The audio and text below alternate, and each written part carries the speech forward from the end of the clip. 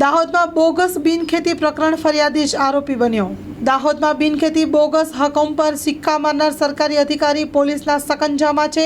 દાહોદ નકલી એને હુકમ મામલો મુખ્ય આરોપી શૈસવ પરીખના રિમાન્ડ દરમિયાન અનેક ચોંકાવનારા પુરાવા સામે આવ્યા છે। નકલી હુકમ બનાવવામાં સરકારી કર્મચારીની સંડોવણી સામે આવી। નકલ હુકમની ફરિયાદ કરનાર સરકારી કર્મચારી જ નીકળ્યો આરોપી। વિજય ડામોર જિલ્લા પંચાયતમાં મહેસૂલ વિભાગમાં બજાવે છે ફરજ।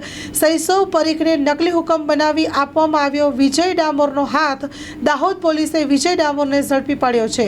આ સાથે પોલીસે વધુ તપાસ હાથ ધરી છે। બનાવની હકીકત એ પ્રકારની છે કે બી ડિવિઝન પોલીસ સ્ટેશનમાં એક ગુનો દાખલ થયો હતો નકલી એને બાબતનો, જેમાં જકરિયા મહેમૂદ ટેલર નામના વ્યક્તિની સર્વે નંબર 303, 305, 306 નંબરની જમીન હતી। એમના જિલ્લા પંચાયતના નકલી હુકમ બનાવી એમને રજૂ કરી સિટી સર્વેમાં એમના પ્રોપર્ટી કાર્ડ બનાવવાની એ લગતની ફરિયાદ હતી।